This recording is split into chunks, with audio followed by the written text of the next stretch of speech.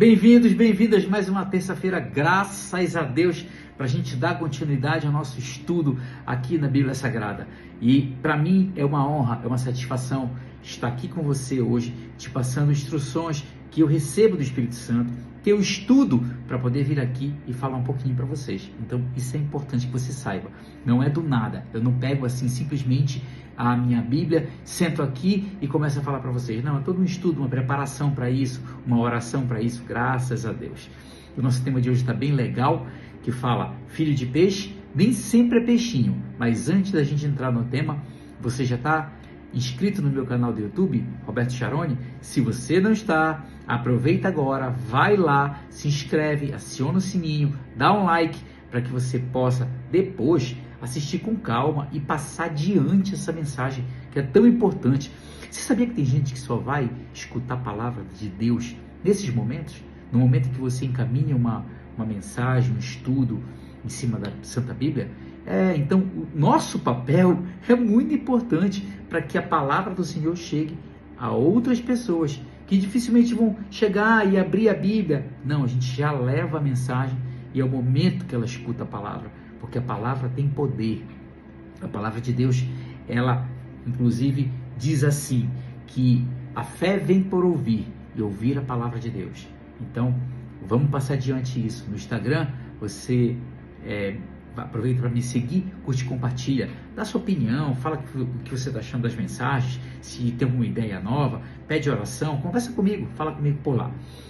Filho de peixe nem sempre é peixinho. Então, gente, eu vou contar uma história para vocês. Eu, na minha adolescência, na minha juventude, eu sempre gostei muito de esporte. Sempre fui um desportista. Gostava de praticar esporte, nadei, joguei handebol, joguei tênis de mesa,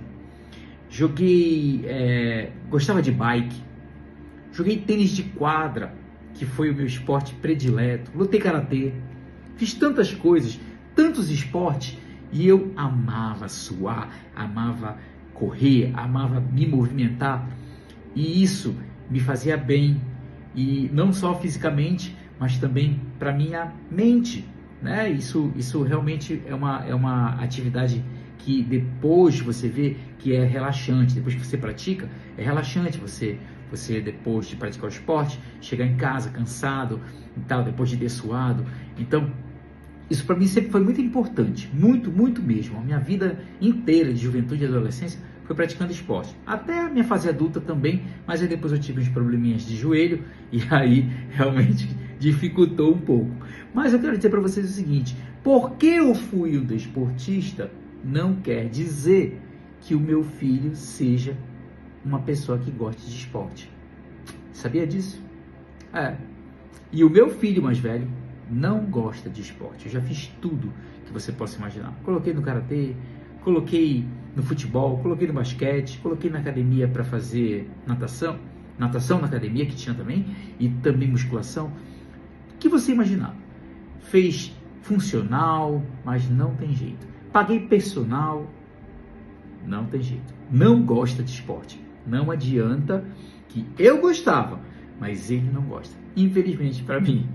E aí, gente, é o que eu digo. Às vezes, a gente tem uma vida, traz da nossa juventude, da vida que nós já vivemos, algo que a gente pensa que os nossos filhos vão viver também. Mas nem sempre é assim, a gente tem um sonho. Jogava tênis, poxa, quem sabe o meu filho não vai ser um grande campeão de tênis e tal, vai desenvolver as habilidades dele nesse esporte. Nada, gente, não dá para esporte nenhum. E é isso aí, e a gente vai levando e vai vivendo. E diante desse exemplo, eu vou pedir agora para você abrir sua Bíblia em 1 Samuel, capítulo 8, versos de 1 a 5, que diz assim, vamos lá.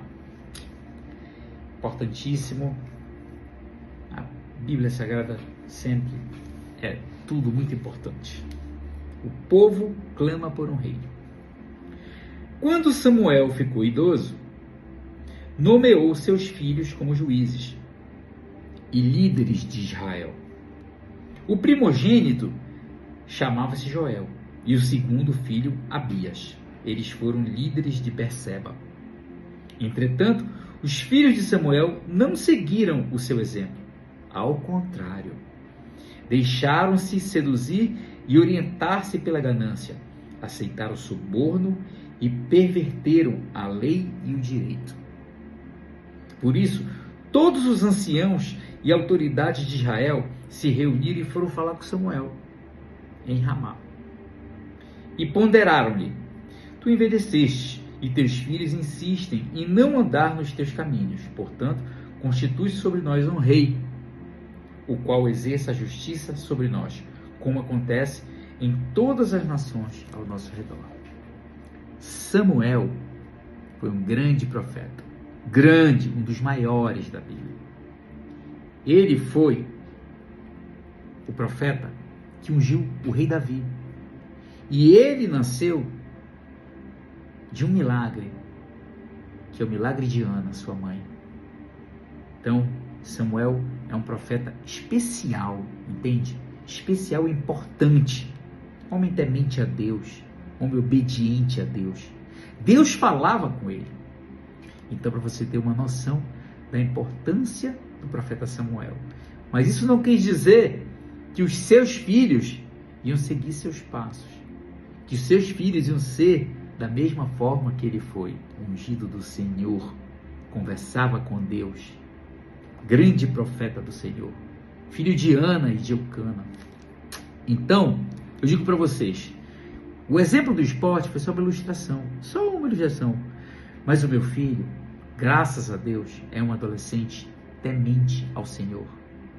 Ele é uma pessoa que é apaixonada por Jesus. Faz parte do louvor da Igreja Lagoinha.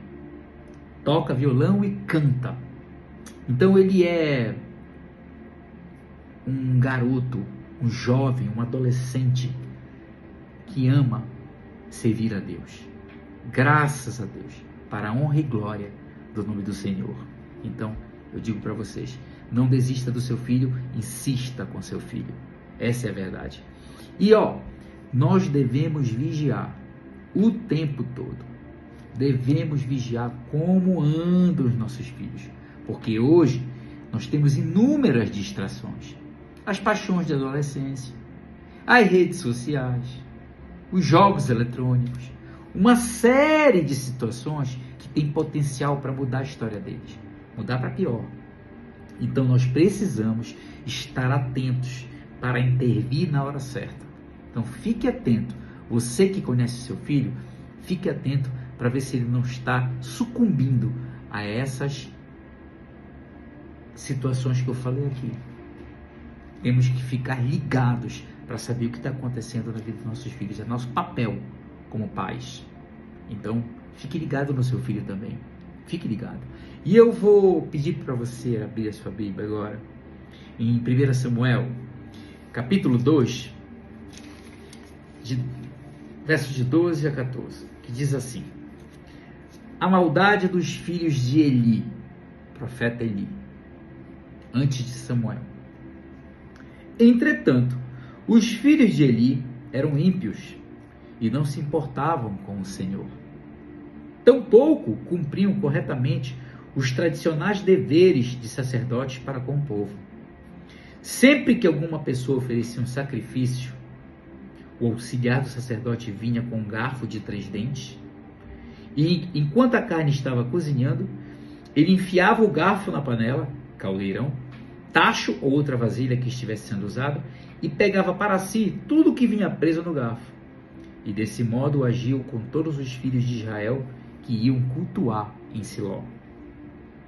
Sendo assim, o pecado desses jovens era muito grave aos olhos do Senhor, porquanto tratavam com descaso a oferta trazida ao Senhor. Eli, um grande profeta, seus filhos completamente divergentes, completamente fora de sintonia com o que era Eli, fazendo coisas contrárias, coisas que aborreciam a Deus, que desagradavam a Deus, pecados graves diante de Deus, porque, como diz aqui, eles tratavam com descaso as ofertas que as pessoas levavam a Deus. Então, isso era um pecado muito grave. Então, queridos, o que acontece? Na verdade, nós somos os exemplos para os nossos filhos. Somos sim. Somos os maiores exemplos para os nossos filhos. Mas isso não quer dizer que filho de peixe, peixinho é. Isso não quer dizer que filho de crente, crentinho é. Não, gente, não é por aí. A situação é complexa hoje em dia e nós precisamos estar atentos para isso. Precisamos estar atentos para que não haja esse desvio, como aconteceu com os filhos de Samuel e com os filhos de Eli. Apesar de todo o nosso trabalho, de toda a nossa insistência, de querer dar bom exemplo, de falar de Deus, de orar, de ler a Bíblia, de fazer tudo, mas não desiste, permanece, persevera, porque vai ter um efeito positivo. Você pode crer e esperar por isso. Tenha certeza disso. Que a pessoa, quando tem um filho, nem sempre ele vai praticar atitudes que te agradem. Assim como a gente também não consegue agradar a Deus em todas as coisas. E também, quando fomos jovens e adolescentes e crianças, também não agradamos os nossos pais, porque não existe a perfeição. Mas nós devemos entender que os nossos filhos não têm maturidade. Muitas vezes não têm responsabilidade. Então isso nós devemos ensinar para eles, para que eles possam tomar decisões corretas, para que eles possam seguir um caminho correto. Porque eles podem muito bem, pela falta de maturidade e pela irresponsabilidade, praticar atitudes que vão gerar consequências lá na frente. E às vezes, consequências que duram para sempre. Vou dar um exemplo para vocês. Eu tenho uma amiga cujo filho de 15 anos foi para a escola e, gente, olha só o que aconteceu. Completamente desorientado, ele começou a namorar uma garota da própria escola e, infelizmente, ele engravidou essa garota. Ele 15 e ela 16 anos. Ou seja, falta de orientação, falta de atenção, falta de maturidade, foi levado pela paixão, pelas paixões da adolescência, foi levado por aquele momento, foi oportunizado o momento em que aconteceu aquilo, porque você tem que saber onde seu filho anda e as consequências são para sempre nesse caso. Então, para você ver o grau de seriedade que nós atingimos a partir do momento em que nós não vigiamos e não orientamos os nossos filhos de uma maneira correta. Principalmente com referência à palavra do Senhor. Então são essas coisas que acontecem. E quando elas acontecem, elas trazem consequências não só para o jovem, para o adolescente, mas para a família toda. Para a família toda. E também para aquela criança que vai nascer. Então eu dei um exemplo para vocês aqui, para que vocês tenham noção da seriedade de nós termos que vigiar e cuidar. Porque essa geração é uma geração que eu vejo que ela tem muita informação, mas muita informação deturpada, muita informação errada, muita coisa que você precisa desvendar, tirar as escamas dos olhos do teu filho para que ele não cometa esse tipo de erro. E nós tivemos um grande exemplo, o maior exemplo das nossas vidas, aquele que deixou a receita do bolo pronta, se chama Jesus. Ele deixou tudo pronto para que a gente pudesse aprender, assimilar, repassar para os nossos filhos e para os nossos irmãos. Não só para os filhos, mas para os nossos irmãos também. Se você tem um pouco mais de conhecimento da palavra do Senhor, se você ora, dedica um tempo para estudar a palavra, você tem esse conhecimento, você também tem a obrigação de repassar o que você aprendeu para os seus filhos e para os seus irmãos. Não seja egoísta, pensa nisso. Então, queridos, os exemplos de Eli e Samuel nos deixam atentos para o que está acontecendo na vida dos nossos filhos. Nos deixam ligados para saber o que eles andam fazendo. Porque as coisas podem acontecer debaixo dos nossos olhos e a gente simplesmente não enxergar. Então, precisamos ficar com os olhos atentos em tudo que está acontecendo na vida dos nossos filhos e passar para eles as orientações corretas de acordo com a palavra. Essa é a verdade absoluta. A palavra é a verdade absoluta.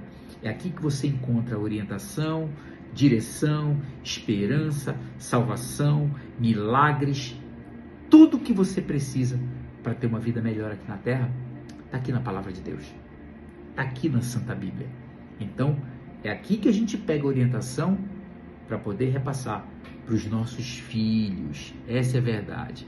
Então, se você está com alguma dificuldade nesse sentido, alguma dificuldade com seu filho, passando por problemas que você não está conseguindo resolver, você tenta, não consegue, tem rebeldia, tem falta de respeito, tem isso, tem aquilo, faz o seguinte: primeiramente, entrega toda essa situação nas mãos do Senhor.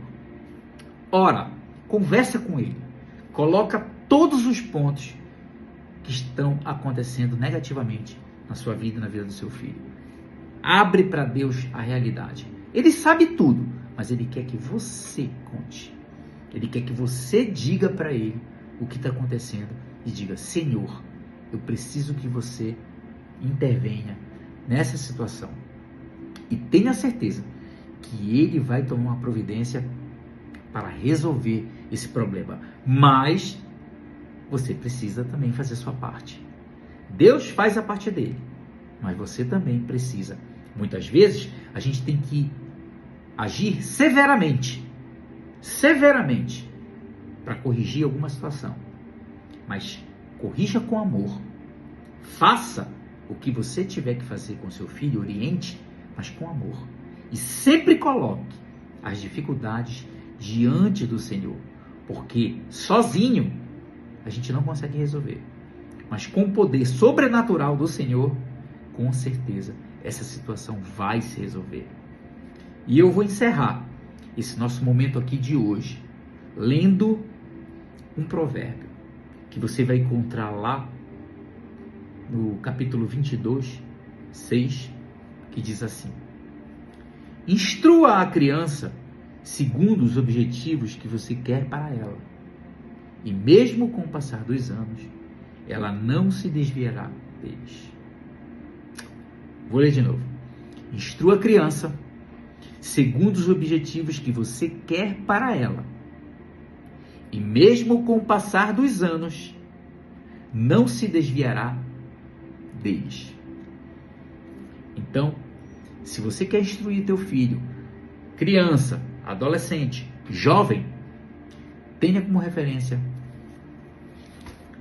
a palavra de Deus.